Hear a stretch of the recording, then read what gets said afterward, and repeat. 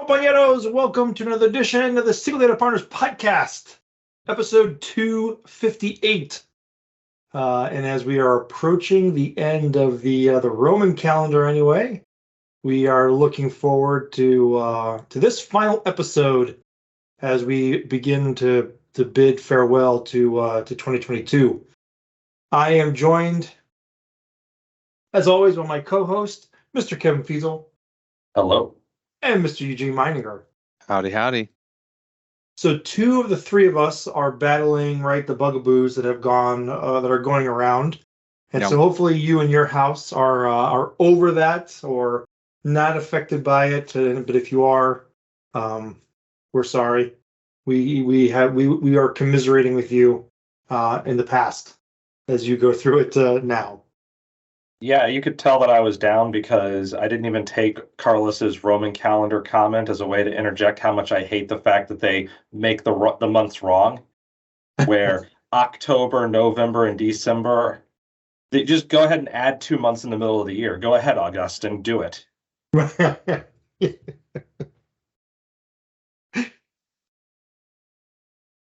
There we go. So we're getting so you're invoking the what is it, the Guatemalan?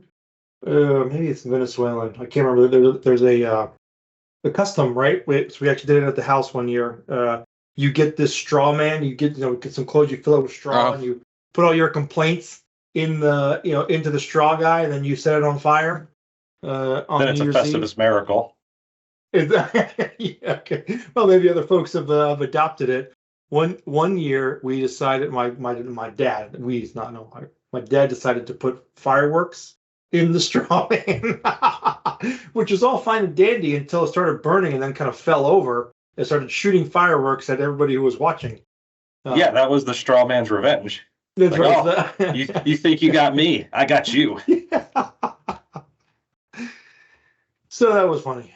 Okay, so today, so we're wrapping up the year. We're looking forward to next year.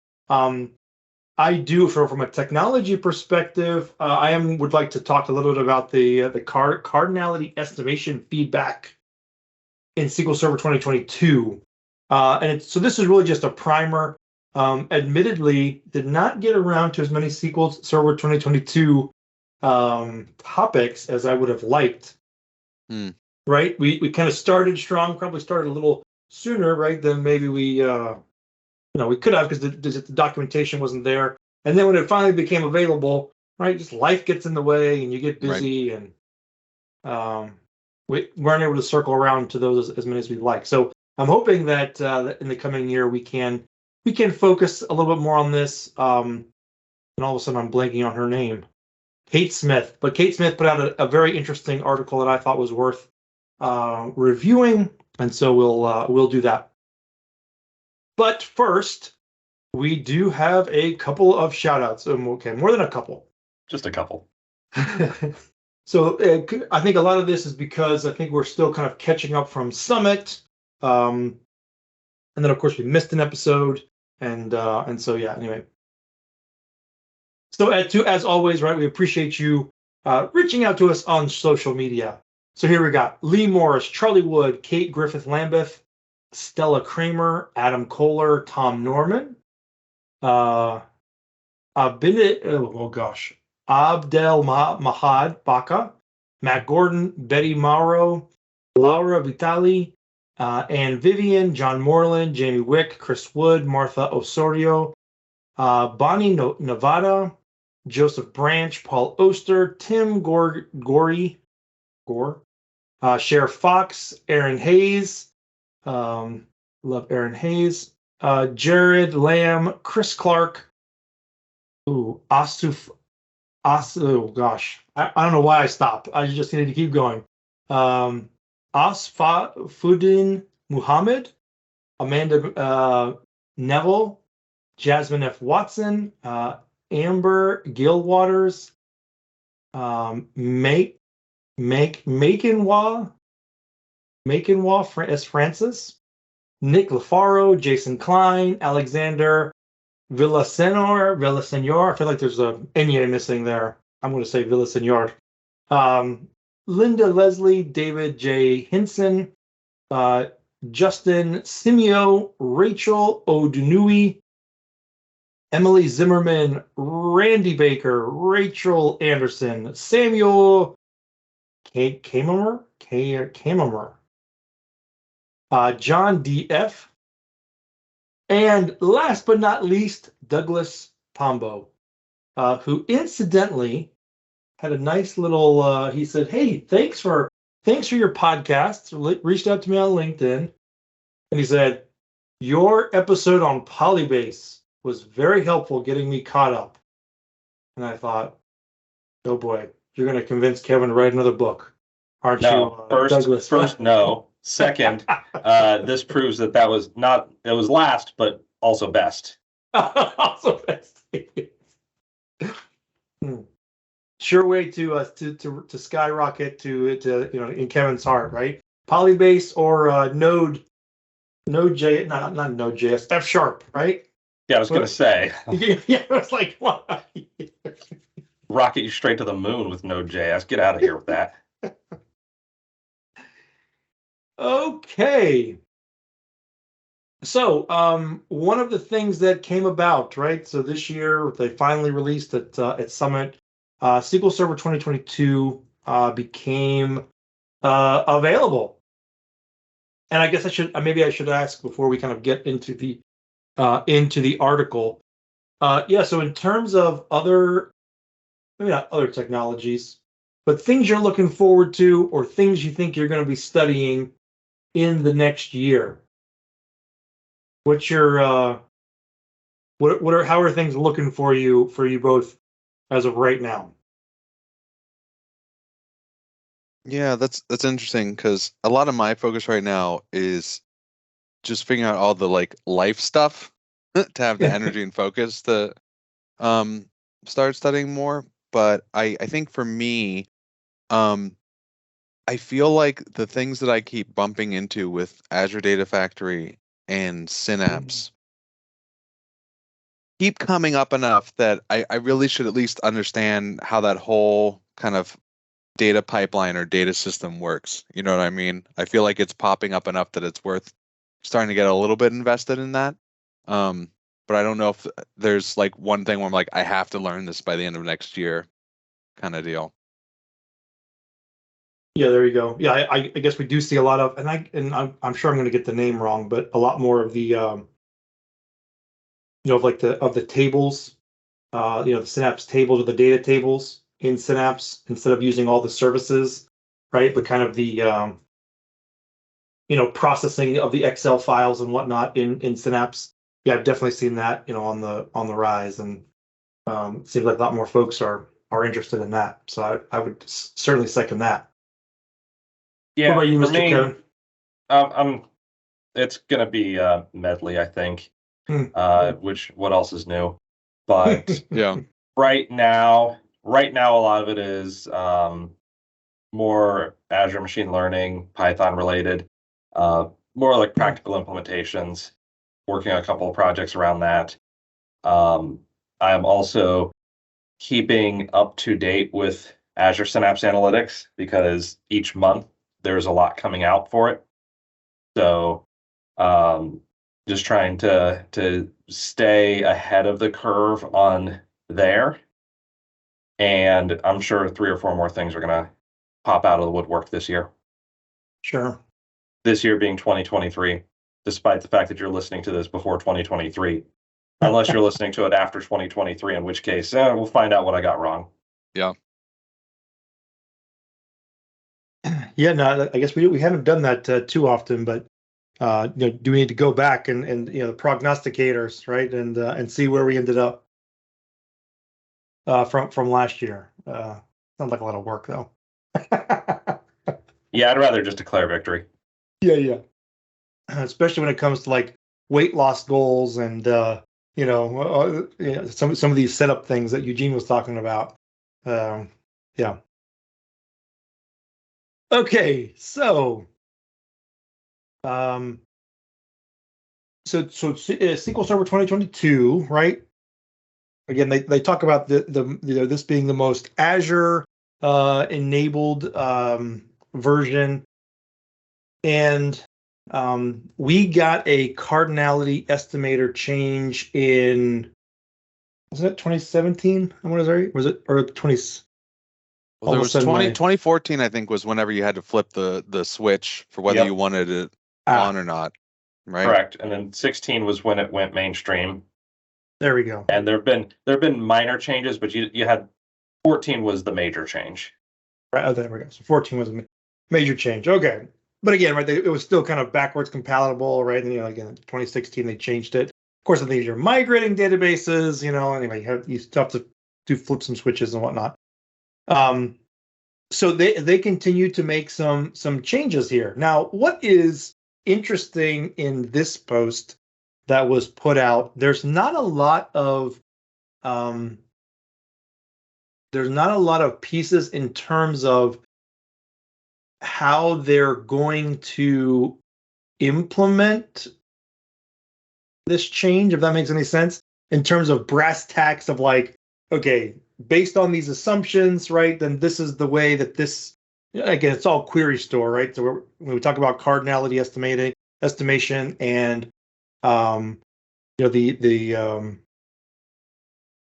automating some of these the enhancements of the queries, the automatic query enhancements pieces, it's all centered around query store and being able to then do analytics on that query store.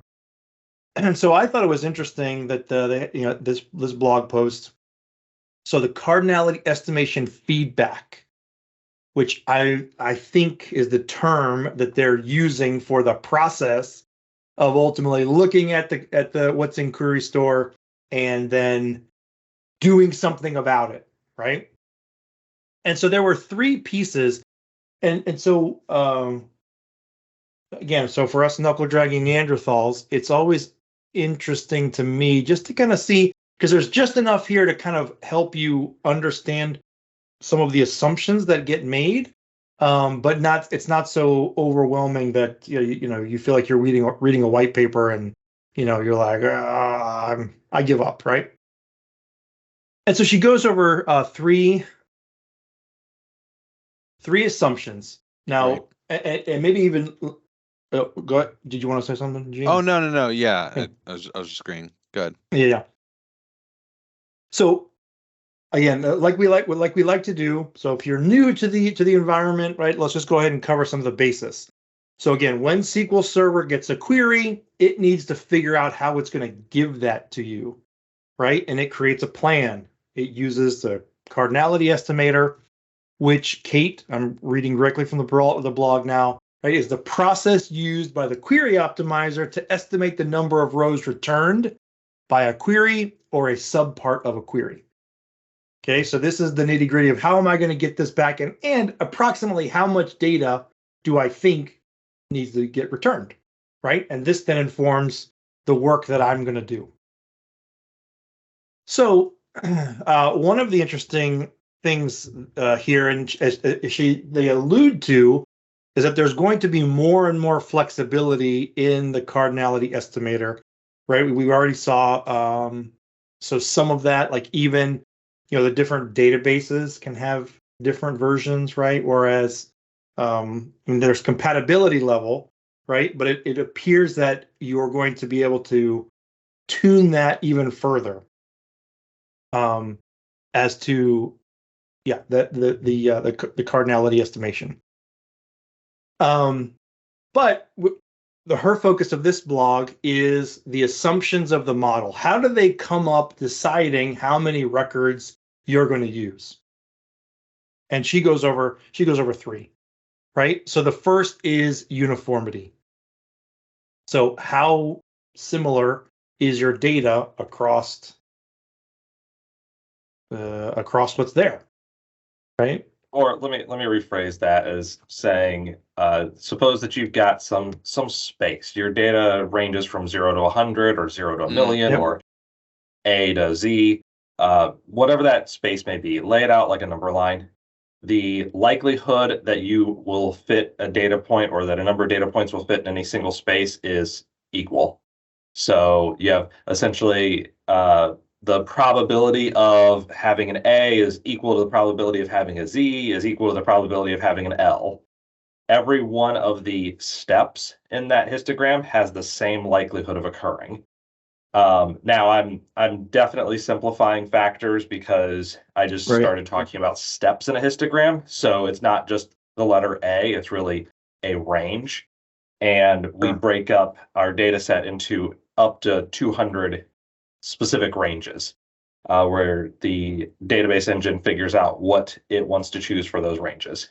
But moral of the story is that the base assumption is for every one of those steps in that histogram, the starting point is they're all equally probable of occurring.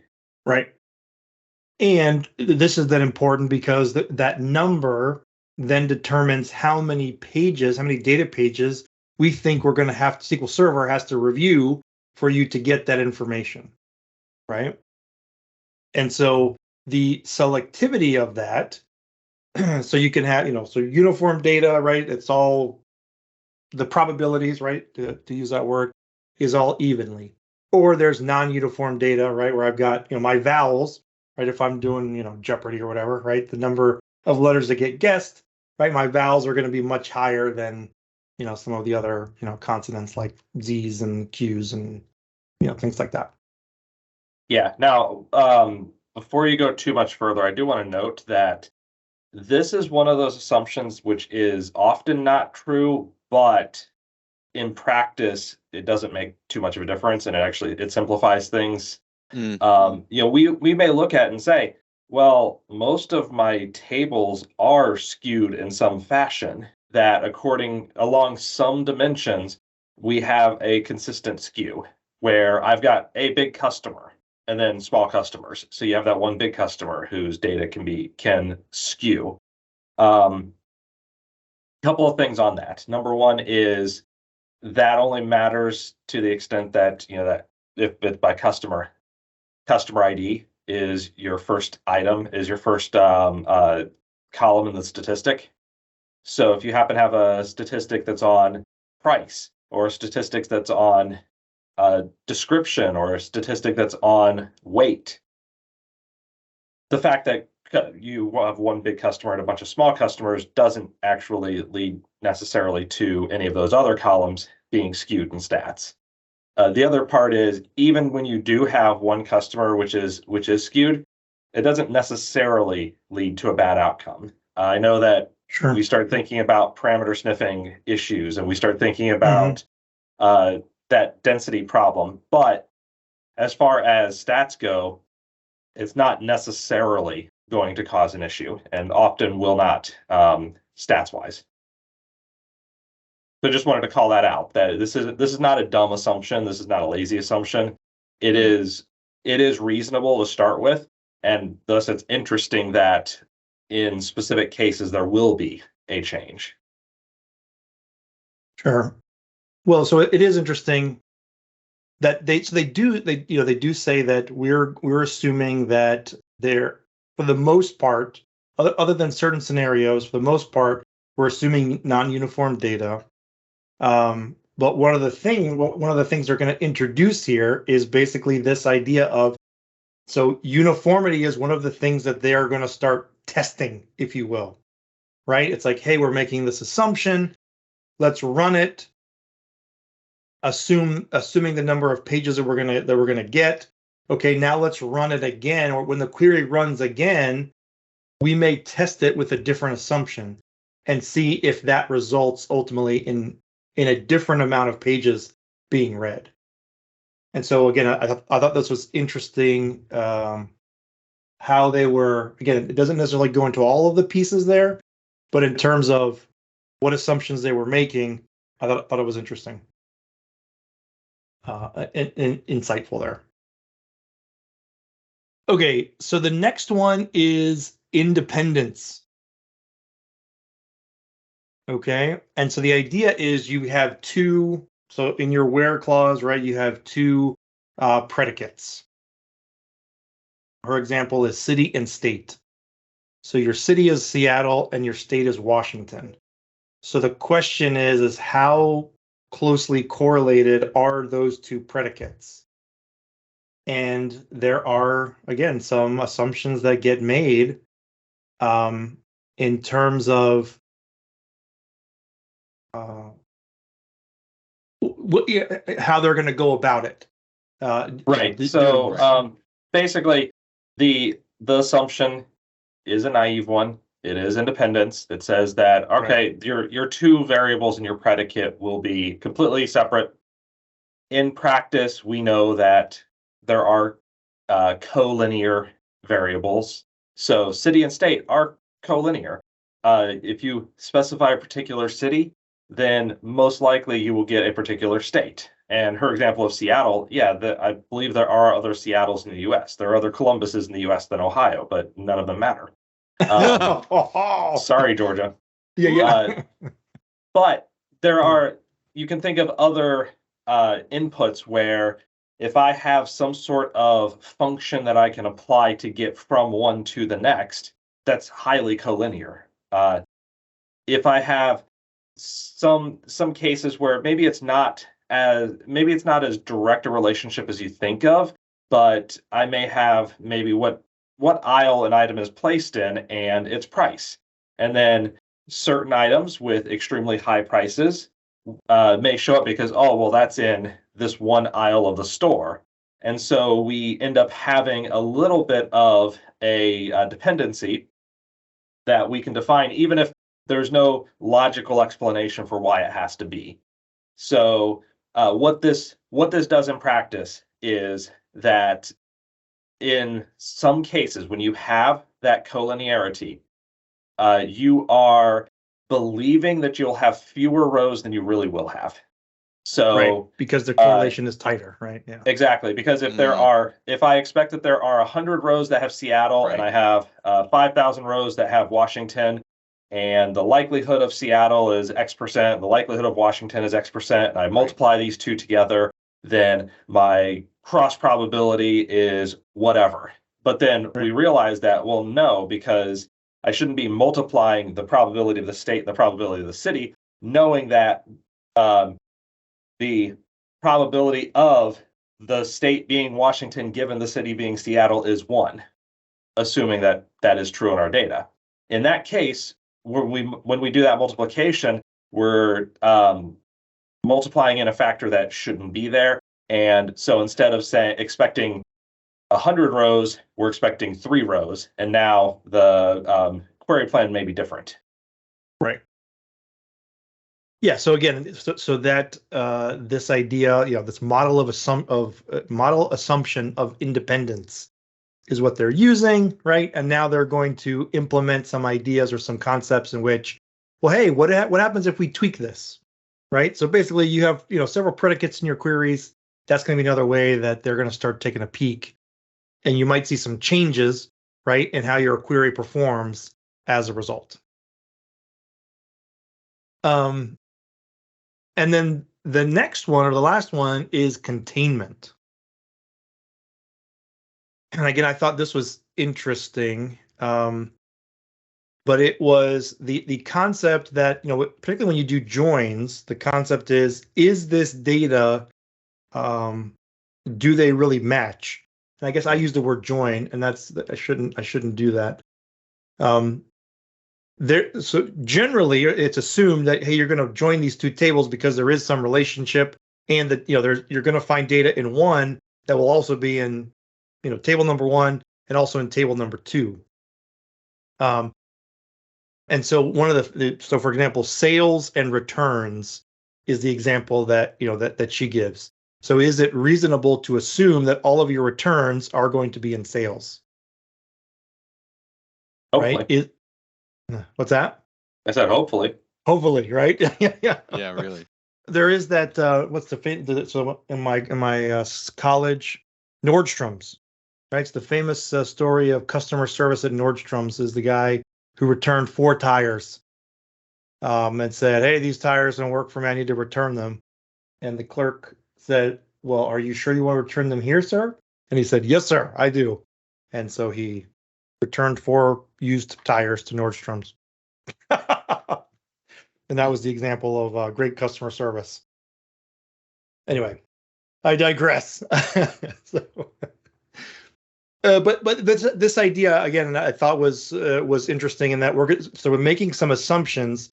One of the things I read into here, and I'm interested to kind of take a peek a little bit more about it, is, and again, maybe sales and returns won't necessarily have foreign keys, but I was curious to see, or I am curious to kind of continue this idea of how the way we architect the data is going to influence these assumptions, and I feel confident that it can, it can tweak it, here and there.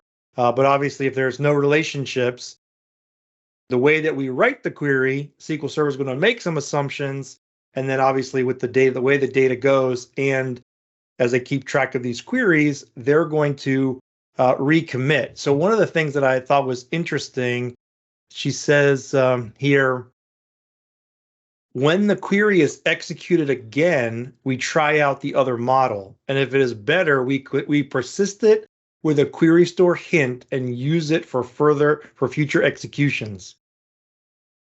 Now, he's not here to cringe, but I feel like Rick Lowe somewhere is cringing as he hears that. And so, one of the things that I think is interesting, and as we think about the new year, right, kind of what to study, and I know there's always some concern over, well, hey, they're going to automate our jobs away. Now, you may not necessarily need to get to the level of Kevin and be able to, explain and do all the math required for all of these assumptions. But I do think it's interesting. Excuse me. I do think it will be required for at least for us to understand better what the assumptions are going into the model, so that we can then make decisions. When, hey, by the way, you've got a pinned query basically now in the optimizer, and all of a sudden something changes, right? That's going to change your assumptions. Okay, well, now why is this performant query no longer performing for me? And so I always think there's going to be ways for us to be able to get in there, and understanding, those rules of assumptions, I think will continue to be pertinent. And I was appreciative of this article just as a way to approach some of this and understand, or help me remember, right, how they're going about making up the plans. So, yeah, adding a little bit to this, I would reiterate that, or perhaps iterate, depending on whether Carlos iterated first, that these are not broad scale changes that are going to affect all queries. This is specific focused cases, and your general case is still going to work the large majority of the time. And so in cases in which a adjustment of an assumption does in fact create a significant enough performance improvement, granted, I'm using some weasel words and trying to have as vague a phrase as a Microsoft person would have in that scenario, but assuming that there is a significant enough performance improvement expected from having a slightly different assumption base, then they'll show the change. So for the large majority of queries, it's going to behave just like before. If you're still learning statistics and you've got that book from 2012, maybe get a 2014 book, but for the most part, the concepts are going to remain the same. It's just more of, at the edge, here's what it may look like differently. Yeah. So, one of the interesting things about being in technology is that there's always opportunities to learn and to be able to apply your craft. And I think 2023 is going to be no different. So compañeros, I think for the podcast, in terms of what we're hoping, I mentioned I am hoping we can get into a few more in-depth episodes on SQL Server 2022. Get some of the PM folks involved, kind of bring them back and talk through some things. As always, if there's something that you think we should be talking about, let us know. And especially with Polybase. There we go. Especially with and we'll add that to the list. So as we are saying goodbye to the year, any other thoughts, shout outs, or good grievances that need to be aired in our final episode? I don't think so. I'm looking forward to the new year. Buy my book. Oh. Good riddance. Good riddance to that. Yeah. You only need 10,000 more copies before I break even. Before you break even, yeah. Then I'll get my $1 of royalties. Yeah. With all the monies you made in returns, or returning all of your presents from this holiday, you probably have enough jingle to go buy a copy of Kevin's Polybase book. Well, I was going to go with the new book, not the Polybase book. Oh, that one. Look, the Polybase book. I'm never crawling out of the hole there. I have accepted that as its lot in life as a loss leader. The anomaly detection book. My goal is to receive at least one royalty check from Springer outside of the initial book payment. Oh, if I get one check, I don't know even if it's $1. I think $1 is the minimum they'll do. It might be $5, so I don't know. But if I get that one check, that's going to be success.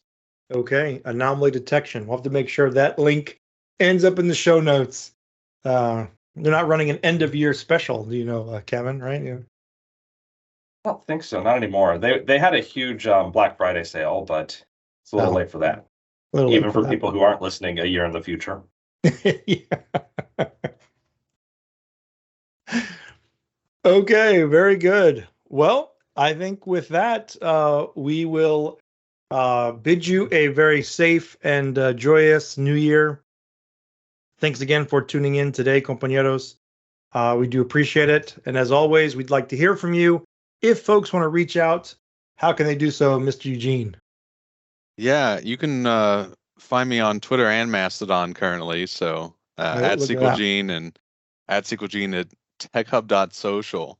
Otherwise, you can always read my twice a year blog at SQLgene.com. So is that coming back? You want to make any bold predictions about the blog, Eugene, or is twice a year you feel like I'd like to do more frequent. I have high hopes for taking 2 weeks off.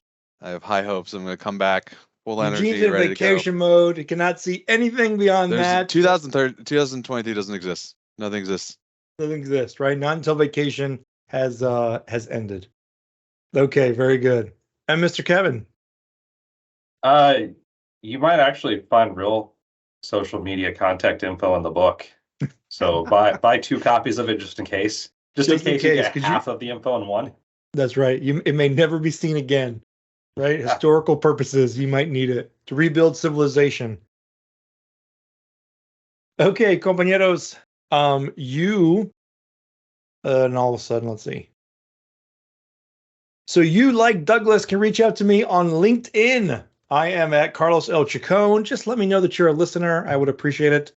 Thanks again for tuning in. And we'll see you on the SQL Trail. Bye now. Bye.